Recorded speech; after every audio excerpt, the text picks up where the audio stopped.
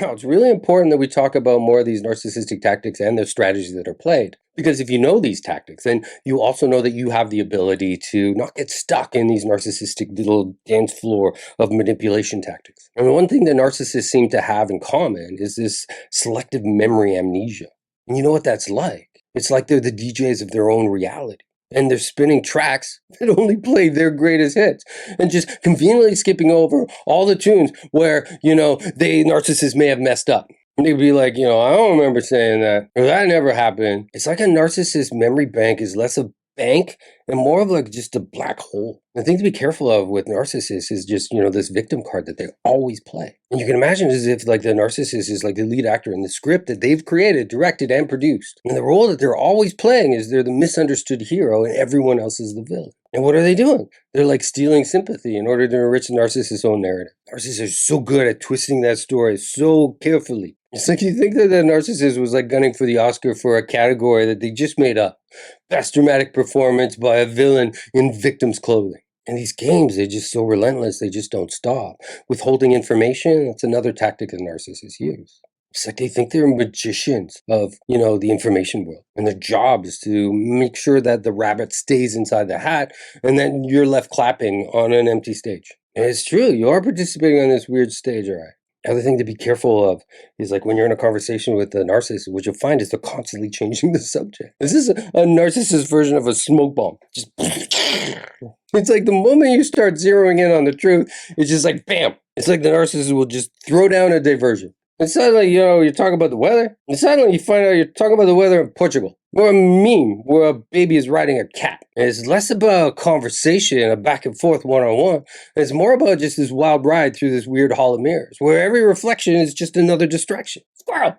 And like narcissists, they're master at playing this game of being just defensive. If a narcissist had a spirit animal, it'd be a porcupine on steroids. Because it's like those quills, they come out at the slightest little provocation and confront them. And then they just transform faster than a transformer. It's like they have this super sensitive filter to their egos. And suddenly they'll go from being calm to just boom.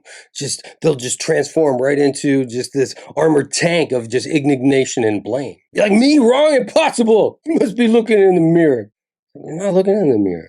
No one can have an ego that fragile that they need to attack to defend it. So I know I've spoken about a lot of different tactics. And once you kind of see these, it's suddenly like you just get this epiphany where it's just like, oh, I've been reading this map upside down. And the moment that it clicks, you're no longer lost. You're on the path that leads out of this just bewildering Mesopotamia of just nonsenseness. Because by learning these tactics, they're not just, narcissistic tactics that you need to watch out for, but they end up, as you kind of start learning more and more, what they end up being is they're like breadcrumbs leading you back to your sanity. And each one of these little nuggets of information that you pick up brings you one step closer to home, to a place where your voice and your truth are just heard.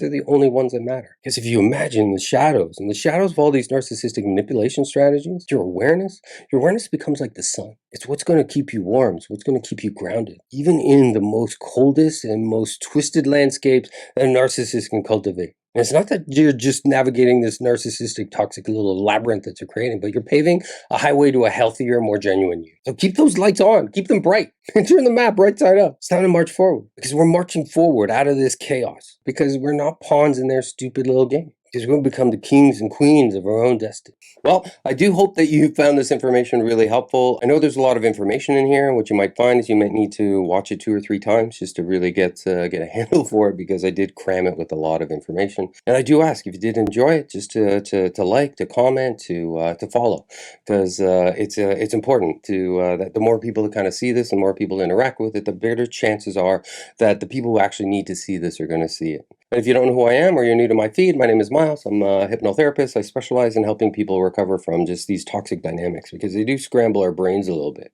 And it's important to have somebody that knows what that's all about and then be able to untangle it. So if you want to know more information about my recovery program, you can type in Narcovery Recovery, and I'll post a link to my program below. All right. Thank you so much.